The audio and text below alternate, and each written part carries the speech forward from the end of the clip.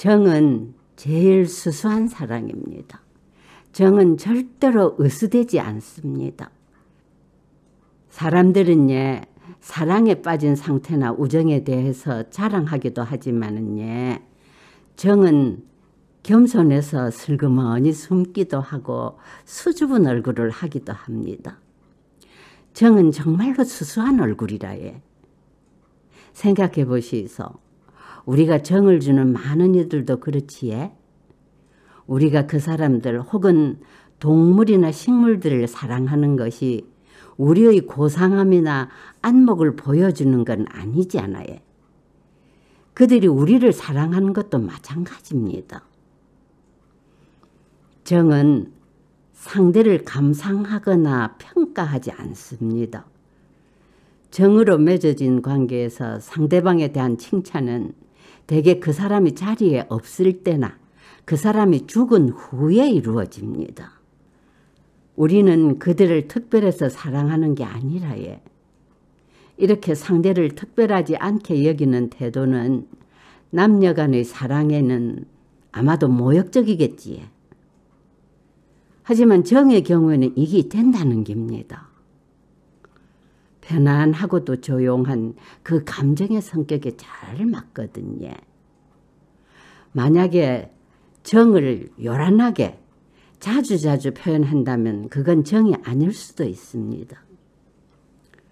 정을 사람들 앞에서 내놓고 표현하는 것은 마치 이사 갈 때 가구들을 바깥에 내놓는 것하고 비슷합니다.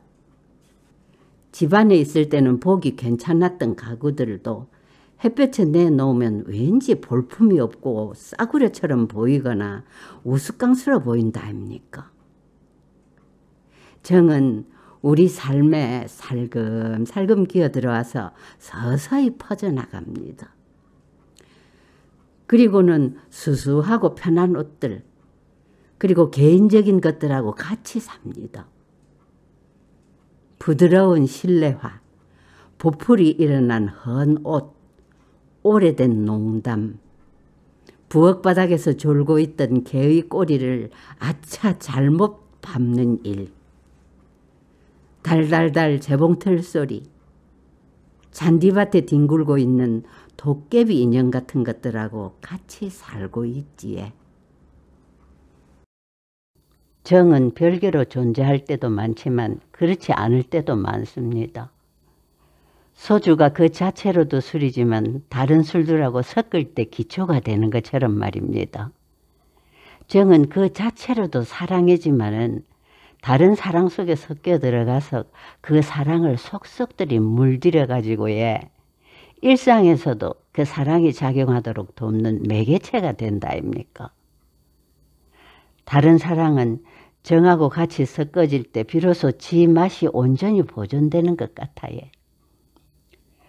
우정과 정은 본래 다른 게지만은 친구랑 억수로 오랜 사이가 되다 보면은 원래 우정하고는 별로 상관이 없었던 그 사람의 다른 면들까지도 친근하고 되게 소중해진다 아닙니까? 남녀 간의 에로스도 마찬가지일 겁니다. 지는 암만 잠깐 동안이라 해도 정이라 하는 수수한 옷을 걸치지 않고 에로스만 경험하는 거는 세상에 거북하기 짝이 없을 기다 그래 생각합니다.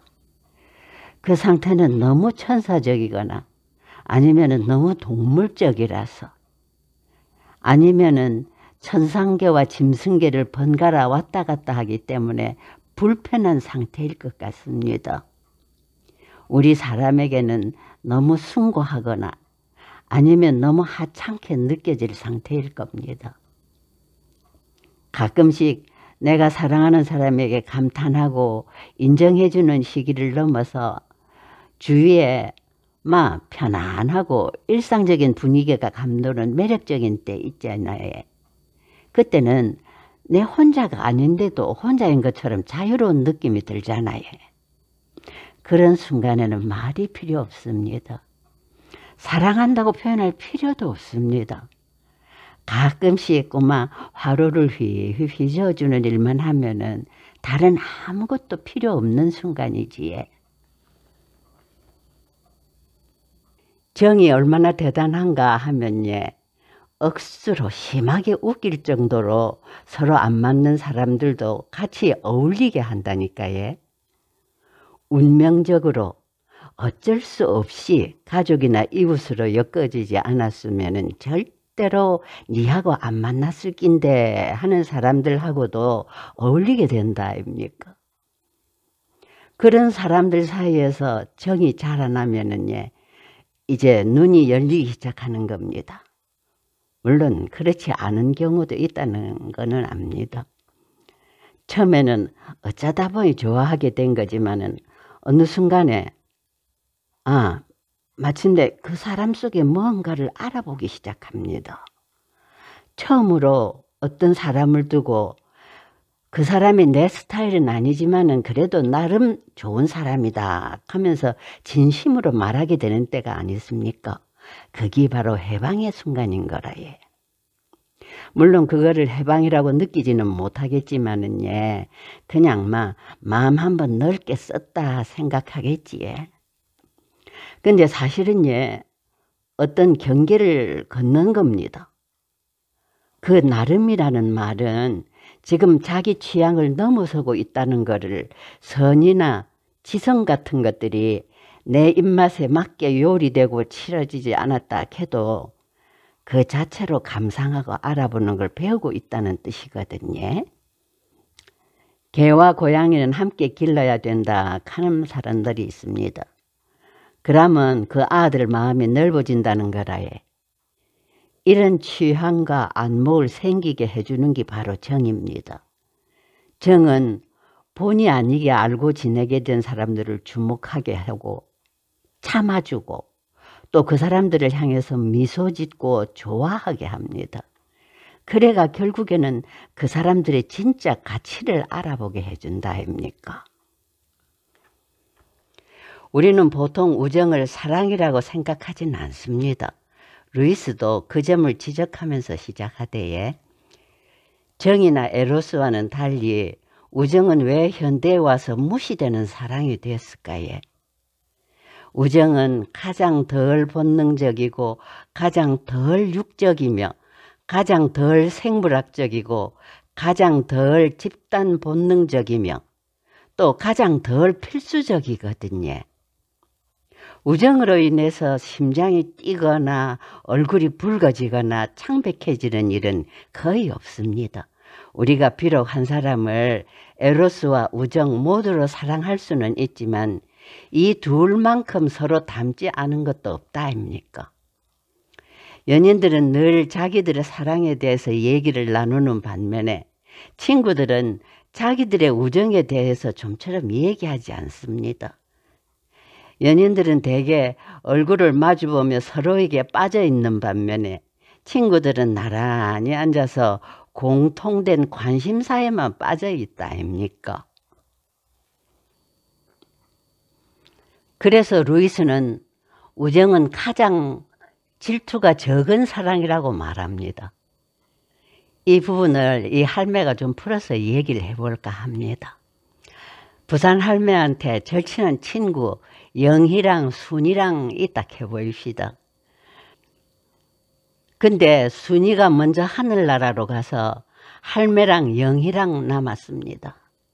그럴 때 우리는 순이가 사라진 것을 슬퍼할 뿐만 아니라 순이가 사라지면서 할매와 영희의 우정관계에도 큰 구멍이 생겼다고 느낍니다. 세 사람이 모여서 만들어졌던 커다란 우정이 마치 찌그러진 동그라미 같이 느껴지고 남아있는 두 사람의 관계도 왠지 모르게 달라집니다. 안 그렇습니까? 루이스는 이 부분에 대해서 한 친구가 사라지면 두 친구가 서로를 독차지하게 되는 것이 아니라 오히려 그 친구가 있을 때보다 서로를 덜 갖게 된다고 말합니다. 그러니 참된 우정은 사랑 중에서 가장 질투가 적은 사랑인기라에. 두 친구는 친구가 늘어나서 셋이 되는 것을 즐거워하고 셋은 넷이 되는 것을 좋아합니다. 왜냐하면은 우정이라 하는 게 사랑은 나눈다고 줄어드는 것이 아니기 때문입니다. 물론 마음이 통할 수 있는 사람이 적기 때문에 친구가 늘어나는 데는 한계가 있을 수밖에 없지만은 그래도 그런 한계 내에서는 친구를 공유하는 사람들이 늘면 늘수록 덜 가지는 게 아니라 더 많이 소유하게 됩니다. 이런 점에서 우정은 영광스럽게도 천국과 비슷한 점이 있습니다. 왜냐하면은 천국은 셀 수 없을 만치 허다한 축복받은 이들이 저마다 하나님을 누리면서 맺는 열매들을 늘려나가는 곳이거든요. 안 그렇습니까? 그냥 알고 지내던 사람들끼리 우정이 싹트기 시작하는 순간은 공통된 본능이나 관심사나 취향이 서로에게 있다는 것을 발견하는 순간일 겁니다. 그 순간 그 전까지만 해도 이거는 나한테만 있는 귀한 보물, 아니면 나한테만 있는 무거운 짐이라고 생각하던 게 다른 사람에게도 있다는 것을 발견하는 거지. 우정이 시작되고 있음을 알려주는 전형적인 표현은 뭐라고 니도? 아이고 내만 그런 줄 알았는데 이럴 겁니다. 어떤 사람이 아무리 중요한 걸 깨닫는다 해도 함께 그걸 나누는 사람이 없으면 아무 일도 안 일어날 겁니다. 그런데 이런 우정은 의무감이나 필연성 같은 거하고는 거리가 멉니다. 나는 누군가의 친구가 될 의무가 없고 이 세상 그 누구도 내 친구가 될 의무는 없는 겁니다. 우정은 철학이나 예술이나 이 우주처럼 꼭 필수적인 것도 아니고 묻고 사는데 직접 도움을 주는 가치도 없습니다. 오히려 우정은 그저 묻고 사는 것을 가치 있게 만드는 요소 중에 하나인 거지. 완벽한 우정관계에서는 각자의 마음에 상대를 감사하는 마음이 너무 확고해서 흔히 자신이 나머지 친구들에 비해 부족하다고 느낍니다. 그리고 내보다도 훨씬 나은 사람들과 친구가 된 것을 행운으로 여기지에.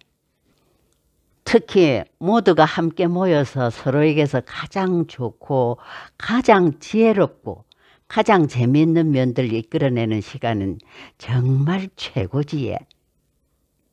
하루의 고된 일과를 마치고 너댓 명이 방에 모일 때 실내화를 신고 벽난로 불꽃을 향해서 다리를 쭉 뻗은 채 마실 것을 팔꿈치 근처에 놓아두고 얘기를 나누는 중에 전 세계와 이 세계 너머에 있는 그 무엇이 우리 마음에 밝게 드러날 때 서로에 대한 아무런 권리도 책임도 없이 서로 동등한 자유인으로서 만나는 시간. 처음 만난 것처럼 신선하게 동시에 오랜 세월 동안 익어온 애정이 우리를 감싸는 시간 말입니다. 삶에서 이 이상 더 좋은 선물은 없습니다. 과연 어느 누가 자격이 있어서 그런 선물을 받는다고 감히 말할 수 있겠습니까? 여기서 에로스란 사랑에 빠진 상태, 즉 연인들이 서로 깊이 빠져드는 그런 종류의 사랑을 말합니다. 아니 당연하게 에로스는 애인들끼리 죽고 못 사는 사랑을 얘기하는 거 아이가 하는 분들이 계실 건데 루이스는 오직 육체적이고 동물적으로 탐닉하는 요소는 비너스라고 말하고 이거는 사람이나 짐승이나 별 차이가 없기 때문에 루이스의 관심을 전혀 끌지 못합니다. 그에 비해서 에로스는 사랑에 푹 빠진 사람들 사이에서 보이는 인간적인 모습을 말하는 거고 루이스의 관심은 여기에 오직 집중됩니다. 에로스는 오로지 사랑하는 상대방을 생각하고 그에 대해서 명상합니다.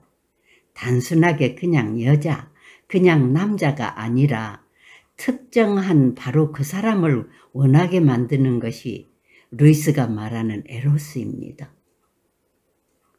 물론 에로스와 비너스는 밀접한 공생관계에 있고 그것이 사람을 들었다 놨다 하지만 양식이 있는 사람이라면은 그 두 가지를 일상생활에서 조화롭게 엮어내야 합니다. 그런데 이 에로스가 무조건적으로 떠받들어질 때가 위험한 순간입니다. 그럴 때 에로스는 사람의 마음과 영혼을 송두리째 잡아채는 새로운 신의 모습으로 나타나거든요. 현대사회에서는 점점 더 에로스와 비너스가 혼동되고 에로스 사랑을 위해 기꺼이 자신을 희생했다 하는 게 큰 자랑이 되는 그런 경향이 있지요. 이 부분에 대한 루이스의 생각을 한번 들어보겠습니다. 비난받을 만한 행동을 저질렀을 때 연인들은 흔하게 사랑이 우리를 그렇게 만들었다 하는데 이때 그 말의 어조에 주목해 보입시다. 이거는 너무 무서워서 그랬어 라든가 너무 화가 나서 그랬어 라고 말할 때의 어조와는 전혀 다릅니다. 연인들이 보여주는 태도는 이런 변명을 하는 게 아닙니다. 그들이 얼마나 떨리는 목소리로 또 얼마나 헌신적인 태도로 사랑이라는 단어를 말하는지 주목해 보시이소. 이거는 정상 참작을 해달라 하는 변명과 태도가 아니라 어떤 권위에 호소하는 태도이고에 거의 자랑처럼 들리기도 합니다. 거기에는 도전적인 태도도 담겨 있습니다. 연인들이 사랑하기 때문에 그랬다 할 때는 거의 순교자의 그런 느낌이 있습니다. 가끔씩 에로스에 빠진 연인들은 자신들이 바깥 세상에 대해서 택도 없이 무자비하게 행동하기도 합니다. 그게 마치 자신의 사랑에 대한 경건함과 열정의 증거라도 되는 것처럼 말이지. 연인들은 서로를 위한 희생자인 것처럼 서로에게 이래 말합니다. 내가 부모님마저 무시하고 내 아이들을 버리고 배우자를 속이고 어려움에 처한 친구를 저버린 것은 다 사랑을 위해서야. 이러한 동기는 사랑의 법 안에서 선으로 간주됩니다. 에로스라는 종교에 빠져버린 연인들은 마치 이런 행동이 자기 사랑의 강도를 증명해 주는 것처럼 말하는 기라에 사랑의 재단에 자신의 상식과 양심을 제물로 바치는 거지. 이토록 에로스를 우상 숭배하던 사람들은 에로스가 사라질 때 위험에 빠지고 파멸에 이릅니다. 왜 그리 될까요? 시간이 지나면서 파멸하는 연인들은 에로스에게 신과 같은 힘과 진실성이 있으리라고 믿었던 사람들입니다. 사랑이라는 감정만으로 충분하고 그것만이 평생토록 필요한 전부일 것이라고 기대했던 거지. 그러나 결국 이런 기대가 실망으로 변하면 그들은 그 책임을 에로스에게 돌리거나 아니면 상대방에게 돌리고 비난을 합니다. 하지만 사랑에 거창한 약속을 하고 평생을 같이 하기로 서약을 했다면 에로스가 사라진 이후에라도 우리는 할 일을 해야 합니다. 에로스가 보여준 어렴풋한 계시를 매일의 삶에서 이루도록 노력해야 할 사람은 이제 우리 자신입니다. 우리는 에로스가 없어졌을 때도 에로스의 일을 해야 합니다. 사실 이거는 모든 연인들이 이미 알고 있는 겁니다. 표현을 매끄럽게 하지 못하니까 그저 같이 살다 보면 좋을 때도 있지만 그렇지 않을 때도 있는 법이라든지 너무 많은 것을 기대하지는 말라라든지 약간의 양식만 있어도 다 잘 풀릴 수 있다 그런 식의 관습적인 말로 해왔던 것들이 그게 바로 그겁니다. 그리고 좋은 그리스도인으로서 사랑에 빠진 사람들은 모두 이런 일이 듣기에는 쉬워 보여도 실은 겸손과 자비와 신의 은총 없이는 실행될 수 없는 일임을 잘 알고 있습니다. 사실은 이거는 특정한 각도에서 바라볼 때 그리스도인 삶의 전부이기도 하다는 사실을 양식이 있는 그리스도인들은 이미 다 알고 있는 겁니다. 자비는 지금까지 봐왔던 자연적인 사랑, 다시 말하자면 정과 우정, 에로스와는 대조되는 사랑이면서 그것을 도와주고 그 배후에 존재하는 그런 사랑이라는 겁니다. 루이스는 이 관계를 정원과 정원사로 비교하고 있는데에 정이나 우정, 에로스 같은 자연적 사랑은 결코 스스로 충족될 수가 없다고 보는 겁니다. 그런 감정이 계속 사랑으로 지속될 수 있으려 하면은 다른 무엇인가의 도움을 받아야 합니다. 그 다른 무엇은 때로는 건전한 양식으로, 때로는 선으로 표현이 되었지만은 결국에는 그리스도인의 삶이라는 것을 알 수 있었습니다. 이것은 자연적 사랑을 깎아내리려고 하는 말이 아니고 자연 발생적인 사랑의 진짜 영광이 어떤 것인가를 보여주는 겁니다. 어느 정원이건 정원이 스스로 울타리를 치거나 잡초를 제거하지 못하고 과일나무 가지치기도 못하고 잔디밭을 고르거나 깎지도 못한다 아닙니까? 이 말은 그 정원을 깎아내리는 게 아니라 아름다운 정원이 스스로 손질하고 가꾸지 못한다 하는 그런 말이지. 누군가 정원을 관리하고 험한 일을 대신해 줄 때 비로소 황무지와는 완전히 다른 정원으로 유지가 되는 겁니다. 정원의 참된 영광은 전혀 다른 종류지에 지속적인 잡초 제거와 가지치기가 필요하다는 사실 자체가 그 영광을 더욱 가치 있게 해준다 아닙니까? 정원은 생명으로 충만합니다. 천국 같은 색깔과 냄새를 풍기고 여름이 되면은 매일매일 사람의 힘으로는 도저히 만들 수도 없고 상상할 수도 없는 아름다움을 뿜어냅니다. 만약에 여러분이 정원의 공원과 정원사의 공원을 비교해 보시려면은 정원에서 마구 자라는 잡초, 정원사의 괭이, 갈퀴, 가위 등 잡초 제거 도구들을 나란히 늘어놓고 비교를 한번 해보시소. 정원의 아름다움과 에너지와 생명력 넘치는 것들 옆에 생명력이 전혀 없는 흉측한 도구들을 보시게 될 겁니다. 마찬가지로 우리의 예의범절과 건전한 양식을 사랑의 온화함과 나란히 놓고 비교를 해보면 우중충하고 죽어있는 것처럼 보입니다.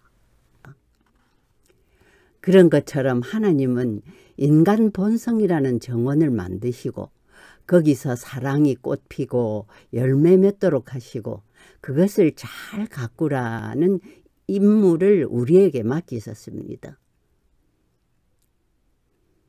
그 정원에서 꽃피는 사랑에 비하면은 그것을 손질하고 매만지는 우리의 임무는 한없이 작게 느껴집니다. 하지만 우리의 수고로 인해서 정원에서는 왜소하고 볼품없는 잡목 대신에 아주 크고 멋진 나무가 자라고 시큼한 돌릉금 대신에 달콤한 사과를 맺게 되는 겁니다. 정이나 우정, 에로스는 자연적인 감정에서 비롯되는 사랑이고 이 세상에서 사랑의 가장 아름다운 모습을 보여주지만은 그 모습 그대로 남아있지 못하고 시간이 지나면서 부패되기 쉽습니다. 또 정이나 우정, 에로스는 너무 과도해지면 상대방에게 폭군이 될 가능성이 많습니다. 그럴 때 고삐를 쥐어주고 방향을 제대로 잡아주는 것이 자비라는 사랑입니다. 이 사랑은 사랑의 정원에서 잡초나 해충을 잡아주는 정원사처럼 평소에는 별로 아름답게 느껴지지 않지만 자연적인 사랑을 꽃피게 하는 초자연적인 사랑이고, 결국은 하나님이 주는 사랑입니다. 우리도 아이 때는 부모님께 무작정 받는 사랑에서 나이 들고 자식을 키우면서 점점 더 주는 사랑으로 가까이 다가가지 않습니까? 모든 사랑은 자비 속에서 궁극적으로 완성되는 긴데에, 그러기 위해서는 많은 아픔과 견뎌냄을 필요로 하고 계산적이라든가 안전이라든가 하는 말과는 가장 거리가 먼 상태를 감내해야만 합니다.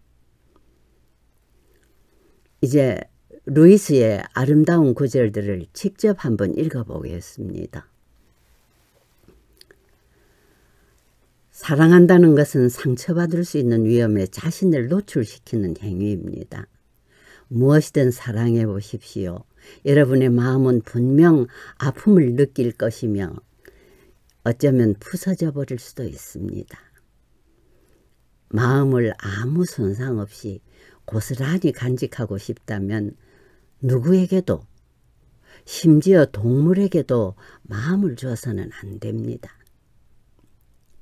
마음을 취미와 작은 사치로 조심스럽게 감싸 두십시오. 모든 얽히는 관계도 피하십시오. 마음을 당신의 이기심이라는 작은 상자 안에만 넣어서 안전하게 잠가 두십시오. 그러나 안전하고 어두우며 움직임도 공기도 없는 그 작은 상자 안에서도 그 마음은 변하고 말 것입니다. 부서지지는 않을 것입니다. 깨뜨릴 수 없고 뚫고 들어갈 수도 없을 것입니다. 그러나 구원받을 수 없는 상태가 되고 말 것입니다. 천국을 제외하고 여러분이 사랑의 모든 위험과 동요로부터 완벽하게 안전할 수 있는 유일한 장소는 지옥뿐입니다. 아무리 무법적이고 무질서한 사랑이라도 사랑하는 게 낫습니다.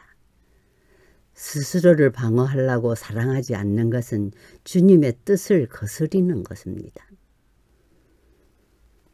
그런 사랑 없음은 마치 성경에서 무익한 종이 주님께 저는 당신을 엄한 사람이라고 생각했습니다 라는 이유로 자신이 받은 달란트를 수건에 꽁꽁 싸서 숨겨놓는 행위와 같습니다. 그리스도께서는 우리가 더 신중하게 행복하고 더 조심스럽게 사랑하라고 가르치시고 고난받으신 게 아닙니다. 만일 사람이 눈에 보이는 지상의 연인을 향해서도 계산적이라면은 보이지 않는 하느님을 향해서는 틀림없이 더 계산적일 것입니다.